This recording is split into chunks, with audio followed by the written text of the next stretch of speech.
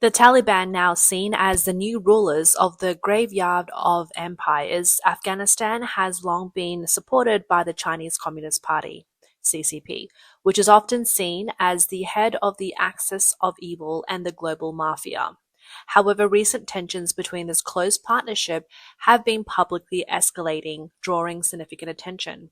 In 2023, at the peak of Sino-Afghan relations, Afghan officials wearing traditional Arab headscarves and Chinese engineers in hard hats gathered in Sari-Pul province, Afghanistan, to witness the launch of a Chinese-invested oil field project. During the signing ceremony in Kabul, the CCP's special envoy hailed the agreement as an important cooperative project between the two countries. This marked the first and, at the time, the only foreign investment project in Afghanistan since the Taliban regained power in August 2021. But just 2 years later, the agreement collapsed amidst mutual accusations from both sides. Afghan officials accused the Chinese company Xinjiang Central Asia Petroleum and Gas Co., which signed the agreement in 2023, of breaching the contract. Meanwhile, some Chinese employees working at the joint venture, AFG Chin Oil and Gas Limited, compared the Taliban's actions to robbery. In June, the Taliban announced the termination of the project, citing repeated breaches of the agreement by the Chinese company. Humayun Afghan, spokesperson for Afghanistan's Ministry of Mines and Petroleum, confirmed that the decision had been approved by the Prime Minister. The ministry claimed that China had failed to honor its investment commitments, including not paying the royalty fees and not completing promised geological surveys and infrastructure projects. Chinese representatives, however, responded by saying the Taliban forcibly took over the joint venture and unjustly expelled our Chinese personnel from the oil field at gunpoint. 3 Chinese sources, along with 1 Afghan source, stated that the Taliban later confiscated the passports of several Chinese employees, preventing them from leaving Afghanistan. Chinese sources claimed their colleagues were confined to the office of Afghanistan China Oil in Kabul, guarded by agents from Afghanistan's National Directorate of Security, and were not allowed to leave without permission. An Afghan source told NPR that the Taliban viewed this as an exit ban rather than house arrest. One Chinese source revealed that the Afghan Ministry of Mines had privately relayed an offer to the company's management. The source recalled the terms of the offer. "You give us a written pledge saying that you're voluntarily terminating the contract. We're not forcing you to do it. Secondly, you voluntarily leave all your equipment and assets in Afghanistan to us. The third requirement is that China must hand over its bank accounts in Kabul, which contain millions of dollars, to the Taliban. If you do these 3 things, I reckon you'll get your passport back quickly." The source added, "That's when we realized our 12 employees were effectively being held hostage." Afghan officials stated that they were not prohibited from leaving until this dispute was resolved. Due to the lack of formal mechanisms in Afghanistan to handle such disputes, it remains unclear how long these employees will remain in the country. Chinese personnel claim that the oil fields produced around 12,000 barrels of crude oil daily, generating thousands of jobs and millions of dollars in tax revenue for the Afghan government. However, Chinese sources noted that not everyone in Afghanistan was satisfied with China's efforts. They stated their business mentality doesn't include the concept of a win-win. They believe that whatever they say goes. It's like a robber thinking, "What I want is mine."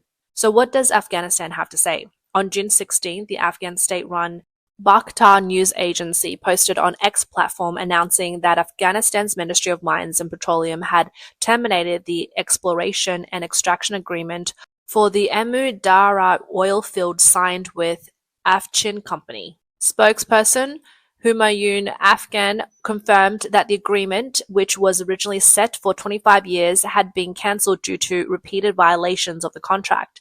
The agreement, signed in January 2023 in the presence of Taliban Deputy Prime Minister Abdul Ghani Baradar and Chinese ambassador of the time, Wang Yu, aimed at extracting oil from the Amu Darya basin in northern Afghanistan.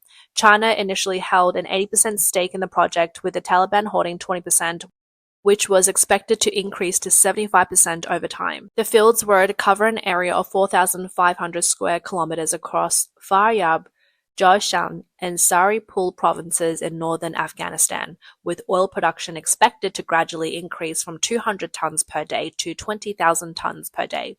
The contract required Central Asia Petroleum to invest $150 million in the first year, with a total of $540 million to be invested over 3 years and the employment of 3,000 Afghan workers.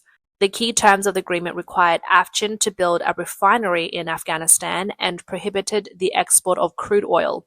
Taliban spokesperson Zabihul Mujahidi had previously confirmed that the agreement included a clause stating that if the terms were not fulfilled within a year, the agreement would automatically be cancelled. The Taliban authorities say that Central Asia Petroleum failed to invest as agreed, leading to the stagnation of the project. Central Asia Petroleum, a subsidiary of China National Petroleum Corporation, CNPC, has faced criticism from experts who argue that its failure in Afghanistan will damage the reputation of Chinese companies in overseas investments. Humayun Khan, an award-winning Afghan writer and former Al-Bekh Fellow at World Trade Center Institute, said that the termination of this agreement has multiple reasons. The Chinese company repeatedly violated several terms of the contract. According to the Afghan Ministry of Mines and Petroleum, a joint investigation committee led by senior Taliban officials found that Afghan failed to fulfill its financial and technical obligations. The company had promised to invest nearly $150 million in the first year, followed by $540 million over the next 3 years, but these promises were not fulfilled. He added that the specific terms of the contract that Afghan violated had not been publicly disclosed. However, political misjudgment and a lack of trust in the CCP may be one of the reasons for the contract's cancellation.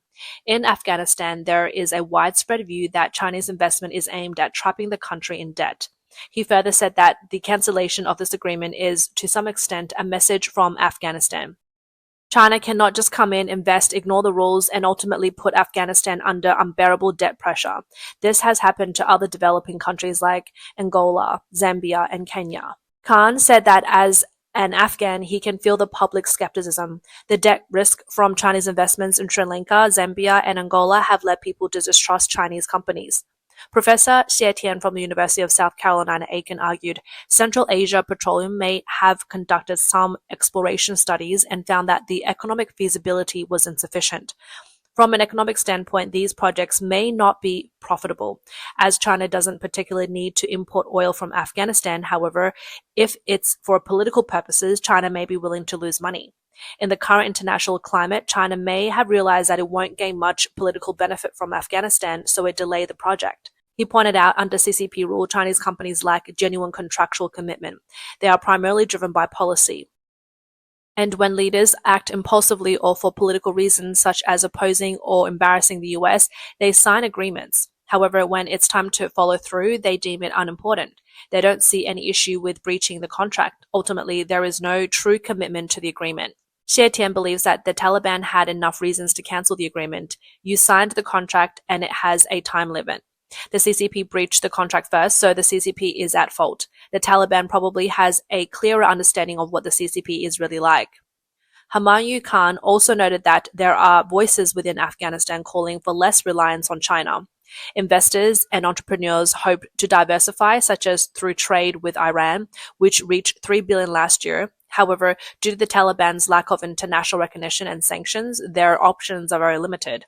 Strategically, they still need China. Afghan authorities may have used this move to demonstrate their commitment to upholding contract principles and fostering institutional development.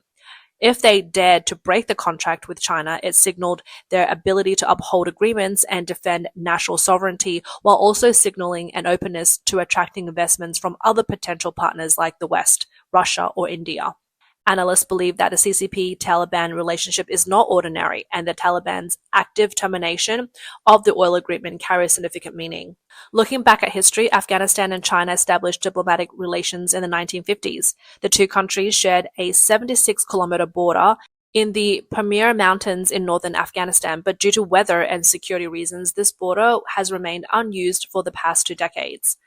Over the course of their half-century relationship, China has always maintained a negative stance towards Kabul's pro-Western government. However, since the 1990s, as China's economy rapidly developed and the Taliban rose as a regional ideological movement, their bilateral relations began to warm. In 2000, China's ambassador to Pakistan became the first foreign official to meet with Taliban founder and leader Mullah Muhammad Omar in Kandahar. In 2023, China became the first to hand over its embassy to the Taliban and sent an ambassador to Kabul. This diplomatic move was accompanied by a surge of Chinese investors into the Afghan capital. Afghanistan's Deputy Minister of Economy, Latif Nazari, revealed to Al Jazeera that more than 100 Chinese companies are registered with Afghanistan's Ministry of Mines, and Afghanistan has attracted 10 billion in foreign investment, with the majority coming from China. China has become the Taliban's closest partner and collaborator. China recognizes the geopolitical importance of Afghanistan, whose strategic location links South Asia, Central Asia, East Asia, and Western Asia. Without a complete foothold in Afghanistan, China cannot fully implement its Belt and Road Initiative in this critical region. Especially after the US withdrawal from Afghanistan and with Russia focused on the Ukraine war and Iran unable to continue its alliance with the Taliban due to ideological differences and water disputes, China saw a prime opportunity to fill the vacuum. Analysts point out that the CCP-Taliban relationship is complex, with Pakistan playing a key role. The Pakistani military's intelligence agency has long supported the Taliban, helping it conquer much of Afghanistan. Pakistan hopes to maintain its influence in Afghanistan by backing the Taliban and preventing a pro-India government from emerging. With the Taliban's rise to power in Afghanistan, the Pakistan Taliban (TTP) quickly grew in strength with Pakistan. In recent years, TTP attacks in Pakistan have increased dramatically, causing numerous casualties. As a result, relations between Pakistan and the Taliban government in Afghanistan have sharply deteriorated despite Afghanistan's denial of support for the TTP. Armed clashes have frequently erupted along their shared borders. The Pakistani military has launched operations against the TTP for an attempt to eradicate the group, but with little success. Pakistan accuses the Taliban of not effectively combating the TTP's cross-border armed activities, but Afghanistan denies these charges. Pakistan's support for the Taliban and the rise of the TTP within Pakistan both have the backing of China. China supports the Taliban in Afghanistan by Pakistan, partly to counter India and prevent a pro-India regime in Afghanistan, as China views India as its number one enemy in South Asia. Another reason is to counter the US. In 2001, when the US demanded the Taliban hand over Osama bin Laden, the architect of the 9/11 attacks, and was refused, the US launched military action against Afghanistan, toppling the Taliban regime.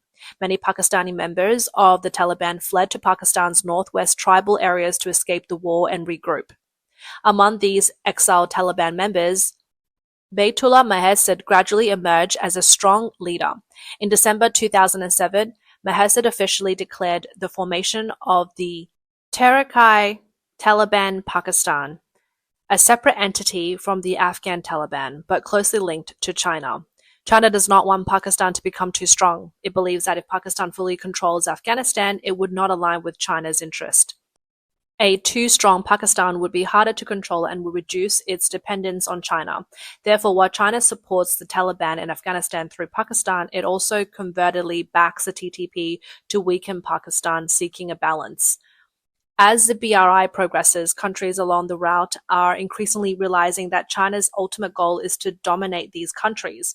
The Taliban in Afghanistan has become increasingly wary of China. Afghan security expert Tahir Jalali pointed out that China has repeatedly expressed concerns over the presence of Uyghur militants in Afghanistan, estimating that there are between 400 to 700 armed Uyghurs in the country. He explained to Al Jazeera that on the surface, China is worried about the existence of these militants, but evidence suggests that the Taliban and China are strategically dealing with them.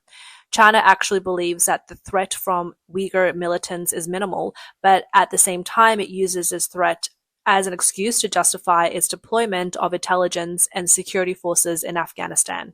The current Afghan Taliban leadership has realized that while it has received what is perceived as support from China, China has also been supporting its enemies and the enemies of its friends, making this relationship highly unreliable. The case of Pakistan facing significant challenges due to the TTP is a clear example. The Taliban has also found that in their relationship with China, they are always the ones at a disadvantage. While China's signed oil agreement has not been honored, this will not stop China's infiltration and control over Afghanistan. its true goal is not achieve mutual prosperity with the Afghan people. More critically, the Taliban now realizes that China is facing intense internal struggles and political instability. If China undergoes a regime change, the agreement it has signed will inevitably become null and void. Additionally, with the return of President Trump, China's economy has suffered a setback and its expansion capabilities have diminished. If China's economic situations were better, it is unlikely that it would breach agreements over a few $100 million. Xi Jinping has previously been known to lavishly offer billions of dollars for political purposes in Africa. But now, when dealing with strategically vital Afghanistan, China's state-owned enterprises have breached contracts just for a few $100 million, relying solely on delay tactics. This indicates the extent of China's domestic financial distress. This shows that the Taliban's decision to tear up the agreement was inevitable. In this way, they are declaring to the world Afghanistan can say no to an untrustworthy, unscrupulous, and concerned mafia boss. If not, the graveyard of empires is not just a name, and China can try being the next backdrop.